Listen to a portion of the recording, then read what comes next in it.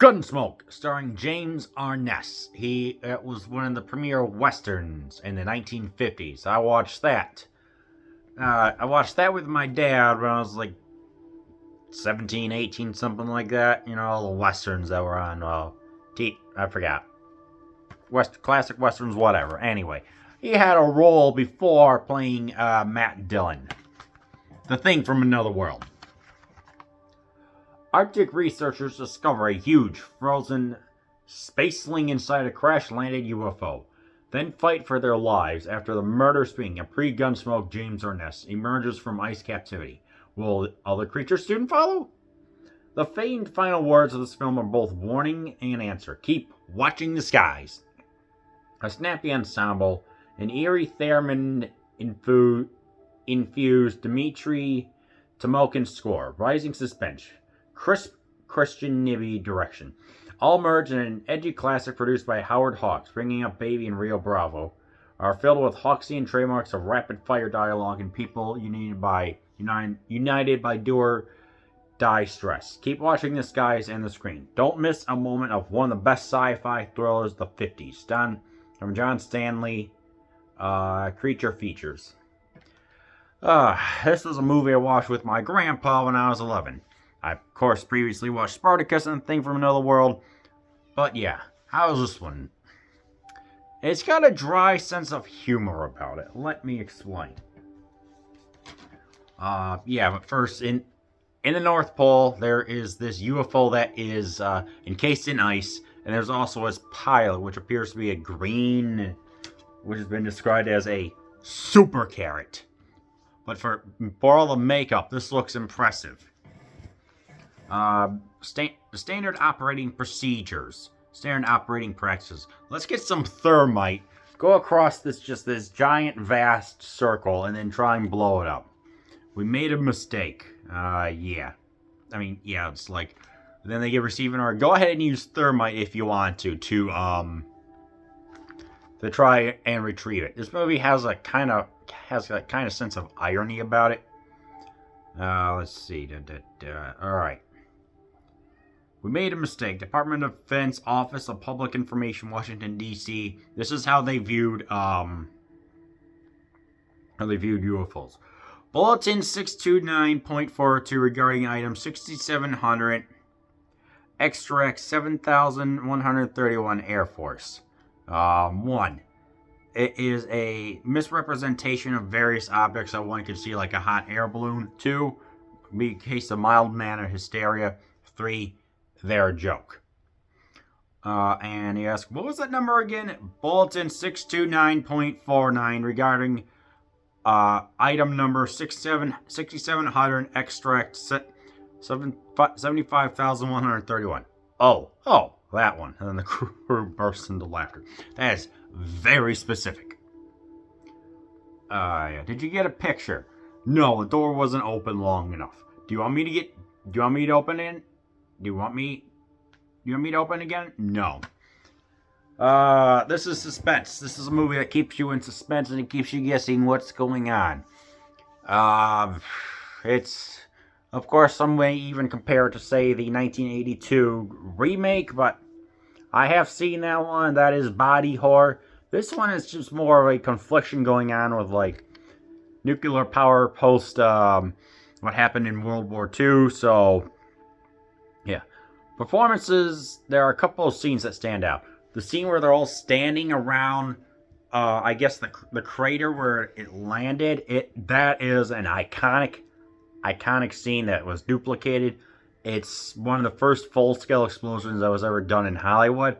I mean, just looking at it alone, where they're all just circling, it's like, just to give you an idea of the size. Yes, this is a movie that does everything with the size, the scope of it all, how this monster can reproduce, because like when they try shooting it, it doesn't go through. There are no nerve endings in this monster, so they kind of explain what this monster is like, and it's a good job. It's kind of like, what would they describe it? Like a vegetable. It was like, yeah, it was like trying to shoot like a carrot or something like that, and it just, and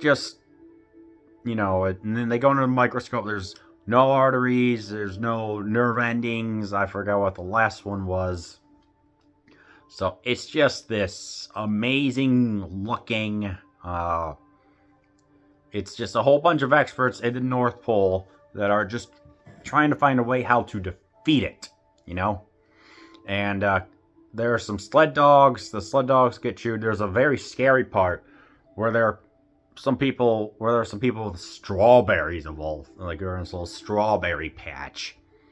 They go look inside a cabinet. One of the dogs falls out. His blood has been, well, just been removed, almost like a vampire. And it was just like, ugh. I remember seeing that at 11, and still kind of a little scary. There's a part where they